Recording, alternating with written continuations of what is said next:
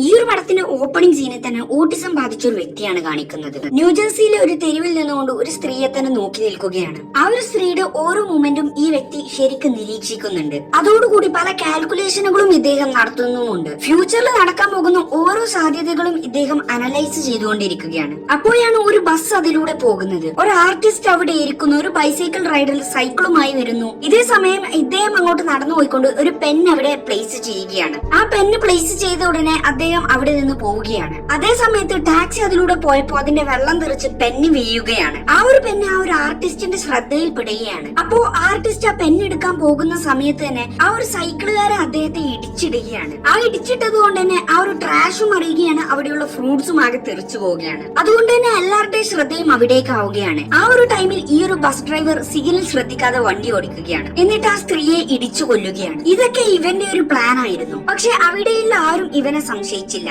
അതിന്റെ തൊട്ടടുത്ത സീനിൽ ഒലീവിയ എന്ന FBI ഏജന്റ് ലിഫ്റ്റിൽ നിന്ന് ഇറങ്ങി വരികയാണ്. ആ ഒരു ഏജന്റ് ജോലിയിലോട്ട് റീജോയിൻ ചെയ്തതായിരുന്നു. ഒലീവിയ എന്നത് ഒരു എക്സലന്റ് ഓഫീസർ ആയിരുന്നു.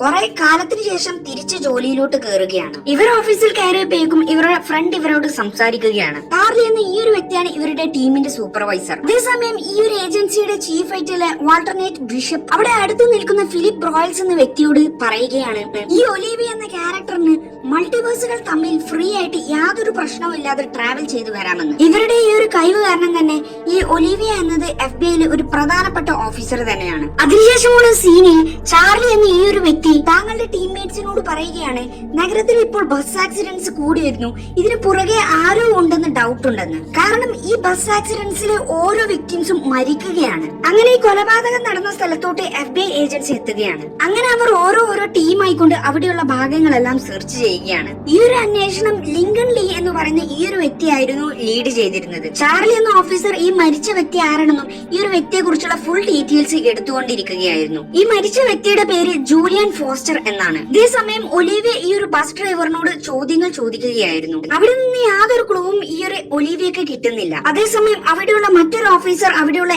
എൻവയോൺമെന്റും കാര്യങ്ങളെല്ലാം ചെക്ക് ചെയ്യുകയായിരുന്നു.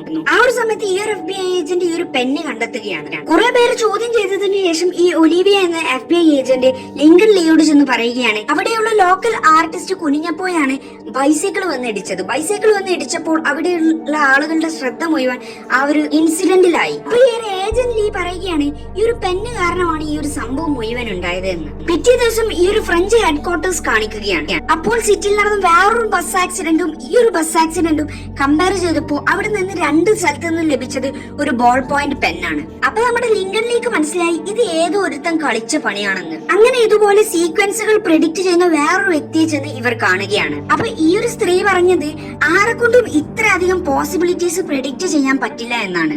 അതേ സമയത്ത് തന്നെ സിറ്റിയിൽ വേറൊരു ബസ് ആക്സിഡന്റ് കൂടി നടക്കുകയാണ്. ഇത് അവിടെയുള്ള എല്ലാ FBI ഏജൻസിനെയും ഞെട്ടിക്കുകയാണ്. അപ്പോൾ തന്നെ ഈ ഒരു FBI ഏജൻസി ഇമ്മീഡിയറ്റ് ആയിക്കൊണ്ട് അവിടേക്ക് പോവുകയാണ്.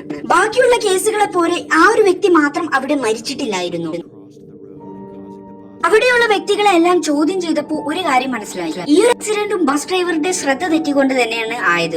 അതേസമയം ഒലീവിയ അവിടെ ഒരു ബോൾ പോയിന്റ് പെന്നിനെ നോട്ടീസ് ചെയ്യുകയാണ്. അപ്പോൾ തന്നെ മനസ്സിലായി ഈ ഒരു കേസും സിമിലർ ആണെന്ന്. അപ്പൊ നമുക്ക് ബാക്കി പാർട്ട് 2 കാണാം. അതുവരെ ചാനൽ സബ്സ്ക്രൈബ് ചെയ്തിട്ടോ, വീഡിയോ ലൈക്ക് ചെയ്യുക. എന്നിട്ട് നിങ്ങൾക്ക് ഈ വീഡിയോനെ പറ്റിയുള്ള അഭിപ്രായം